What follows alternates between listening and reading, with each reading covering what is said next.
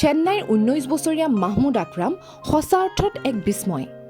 ভাষাৰ ক্ষেত্ৰত মাহমুদৰ আছে এক অবিশ্বাস্য প্ৰতিভা। আশ্চৰ্যকৰ প্ৰতিভাধৰ এই কিশোৰগৰাকীৰ পৃথিৱীৰ বিভিন্ন প্ৰান্তৰ 400টা ভাষাত বিশেষ দক্ষতা আছে। মাহমুদে এই 400টা ভাষা লিখিব, পঢ়িব আৰু টাইপ কৰিব পাৰে। ইমানেই নহয়, 46টা ভাষা সলসলীয়াকৈ ক'ব পাৰে এই চূড়ান্ত প্ৰতিভাধৰ কিশোৰগৰাকীয়ে।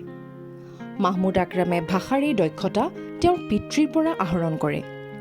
মাহমুদৰ পিতৃ চিলভি মজিপ্ৰিয়ানে কৰ্মৰ খাতিৰত বিশ্বৰ বিভিন্ন প্ৰান্তত ভ্ৰমণ কৰিব লগা হৈছিল। কিন্তু ভাষাৰ আহুকালৰ বাবে অসুবিধাৰ সন্মুখীন হ'ব লগা হৈছিল। ভৱিষ্যতে যাতে পুত্ৰৰ এনে অসুবিধা নহয়, সেইটো সুনিশ্চিত কৰিবলৈ তেওঁ মাহমুদক বিভিন্ন ভাষা শিকিবলৈ উদগনি যোগায়। উল্লেখযোগ্য যে মাহমুদৰ পিতৃয়েও বিশ্বৰ বিভিন্ন প্ৰান্তৰ 16টাকৈ ভাষা আয়ত্ত কৰিছিল।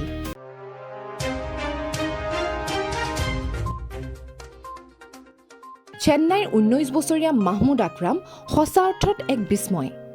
ভাষাৰ ক্ষেত্ৰত মাহমুদৰ আছে এক অবিশ্বাস্য প্ৰতিভা। আশ্চৰ্যকৰ প্ৰতিভাধৰ এই কিশোৰগৰাকীৰ পৃথিৱীৰ বিভিন্ন প্ৰান্তৰ 400টা ভাষাত বিশেষ দক্ষতা আছে। মাহমুদে এই 400টা ভাষা লিখিব, পঢ়িব আৰু টাইপ কৰিব পাৰে। ইমানেই নহয়, 46টা ভাষা সলসলীয়াকৈ ক'ব পাৰে এই চূড়ান্ত প্ৰতিভাধৰ কিশোৰগৰাকীয়ে।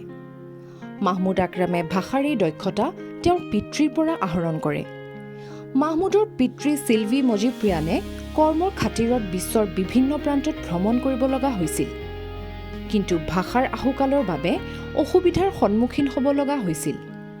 ভৱিষ্যতে যাতে পুত্ৰৰ এনে অসুবিধা নহয়, সেইটো সুনিশ্চিত কৰিবলৈ তেওঁ মাহমুদক বিভিন্ন ভাষা শিকিবলৈ উদগনি যোগায়। উল্লেখযোগ্য যে মাহমুদৰ পিতৃয়েও বিশ্বৰ বিভিন্ন প্ৰান্তৰ 16টাকৈ ভাষা আয়ত্ত কৰিছিল।